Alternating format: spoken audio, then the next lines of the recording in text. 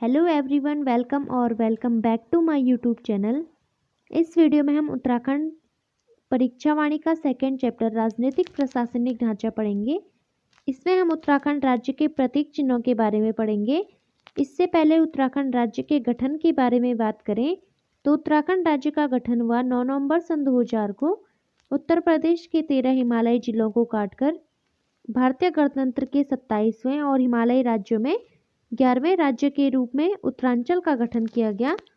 उत्तरांचल का नाम बदलकर 1 जनवरी 2007 को रखा गया उत्तराखंड।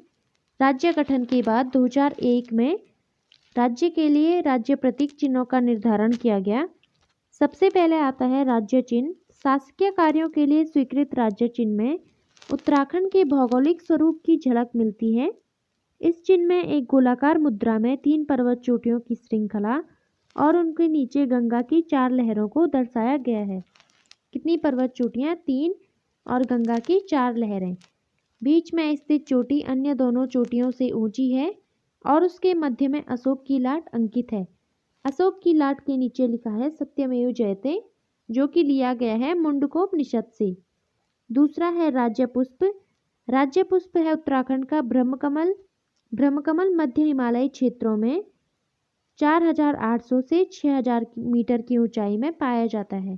ब्रह्मकमल कहाँ पाया जाता है? मध्य हिमालयी क्षेत्र में 4800 से 6000 मीटर की ऊंचाई में।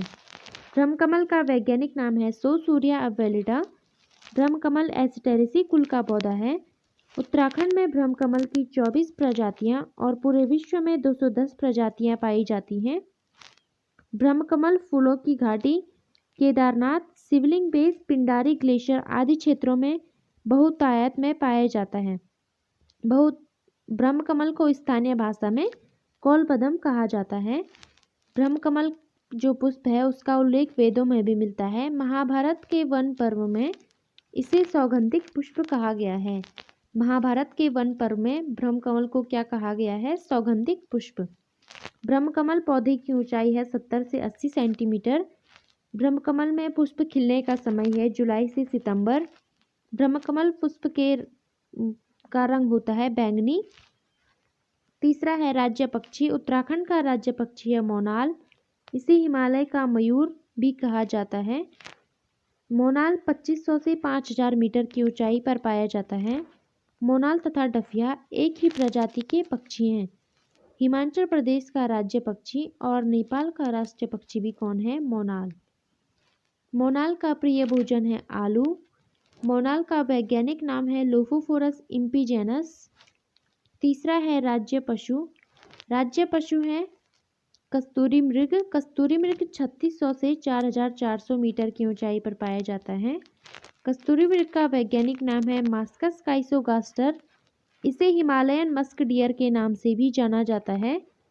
कस्तूरी केवल नर मृग में ही पाया जाता है। नर मृग में ही पाया जाता है केवल कस्तूरी। इसकी ऊंचाई होती है 20 इंच। कस्तूरी मृग की ऊंचाई होती है 20 इंच और इसका वजन कितना होता है? 10 से 20 किलोग्राम। एक मृग में एक बार में सामान्यतः 30 से 45 ग्राम तक की कस्तूरी प्राप्त की जाती है। कस्तूरी मृग के संरक्षण के लिए 1972 में तत्कालीन उत्तर प्रदेश सरकार द्वारा चमोली के केदारनाथ वन्य जीव प्रभाग के अंतर्गत 967.2 वर्ग किलोमीटर क्षेत्र में कस्तूरी मृग विहार की स्थापना की गई है। 1977 में महरोड़ी कस्तूरी मृग अनुसंधान केंद्र की स्थापना की गई, जो है बागेश्वर में। 1986 में की गई अस्कोट वन्य जीव अभ्यारण्य की स्थापना, जो पिथौरागढ़ में है। यहाँ पर सबसे ज़्यादा कस्तूरी मृग पाए जाते हैं। 1982 में चमोली जिले के कांचुला खर्क में कस्तूरी मृग प्रजनन एवं संरक्षण केंद्र की स्थापना की गई। राज्य की वन्य जीव गणना 2005 के अनुसार कस्तूरी मृगों की संख्या 279 है, जो कि 2003 के अपेक्षा ज़्यादा है। 2003 में थी 274 और 2005 में 279। राज्य वृक्ष है बुरांस। बुरांस का वैज्ञानिक नाम है रेडोडेंड्रोन अर्बोरियम। बुरांस का वैज्ञानिक नाम क्या है? Rhododendron arboreum. बुरांस एक पर्वतीय वृक्ष है जिसे मैदान में नहीं उगाया जा सकता है। बुरांस 1500 से 4000 मीटर की ऊंचाई पर पाया जाता है। इसका रंग गहरा लाल होता है। 11000 फुट की ऊंचाई पर सफ़ेद रंग के बुरांस पाए जाते हैं। बुरांस का फूल मकर संक्रांति के बाद गर्मी बढ़ने के साथ साथ धीरे धीरे खिलना शुरू होता है और बैसाखी तक पूरा खिल जाता है। उसके बाद गर्मी बढ़ने के कारण इसका फूल सूखकर गिरने लगता है। औषधीय गुणों से युक्त बुरांस के फूलों का जूस हृदय रोग के लिए बहुत ही लाभकारी होता है। इसके फूलों से रंग भी बनाया जाता है। बुरांस के फूलों की ऊंचाई होती है 20 से 25 फीट। इसकी लकड़ी बहुत ही मुलायम होती है, जिसका ज़्यादातर उपयोग ईंधन में किया जाता है। इसके पत्ते मोटे होते हैं, जिससे खाद बनाया जाता है।